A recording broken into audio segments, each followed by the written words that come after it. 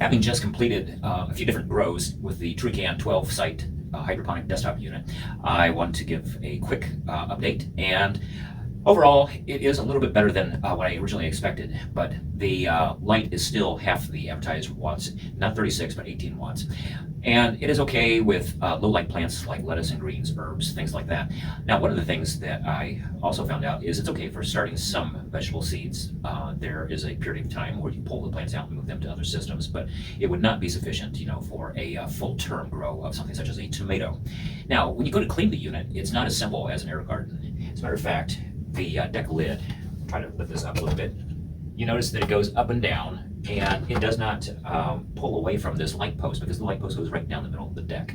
So after trying to figure out how to get this apart to clean it, what I found out was that the LED light hood does not come off the top of the post, but you can hold down on the deck and pull, and it does snap a little bit when it comes out.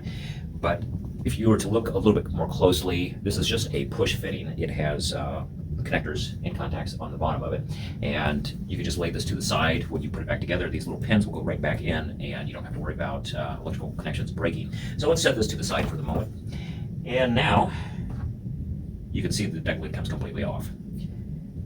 Other words, you might want to take a quick look on the inside, because when you go to clean this particular unit, mine's full of water right now, always have it unplugged. But here you might be able to see a little bit better what's inside. This white wire goes from the light over to the small pump. The pump pumps the water in the reservoir up, and it disrupts the surface of the water, and that's how it gets the oxygen into the reservoir basin here. So let's set this down right now. It's actually not as dirty inside as what my air garden usually gets. I did want to also talk about replacement planting, because I've been asked, where do you get the seed pods? The baskets that come with the unit are a little bit square, and the original seed plugs were larger that went inside. Now, I could not get those. As a matter of fact, when I reached out to the manufacturer, they sent me a package of replacement seed plugs that are more narrow and round and not square compared to the original ones that came with the unit. If you take their basket and you drop this in, you'll notice that it does not fit well. So I started looking around. I did have an air garden basket, which is more narrow. And as a matter of fact, the replacement foam plugs seem to fit the air garden baskets precisely. So the question became, could I get that to fit into the deck? Well, here's what I'm going to show you. I can drop that in. It does not fall through. And if I were to turn that, you'll notice that the round basket from air garden does fit the deck. It does have a little bit of a gap on the corners where light could possibly come through, but really not too bad. And as a matter of fact, for short-term grows such as lettuce and greens, this might be the best solution, in terms of doing a replacement seed plug and planting. Now, the other thing to mention is that the electrical cord is plugged into the bottom of it for some reason. It would be better off if it were plugged into the back.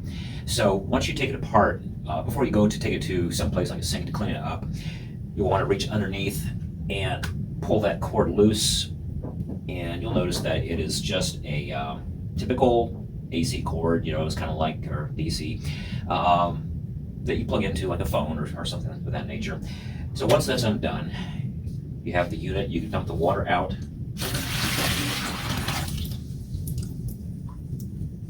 It's shallow compared to the air garden. And here's what you might want to see. It does have a little bit of mineral deposit on the upper edge. You want to be careful when you're cleaning it out, because electrical contacts, you don't want those to be damp when you put it back together.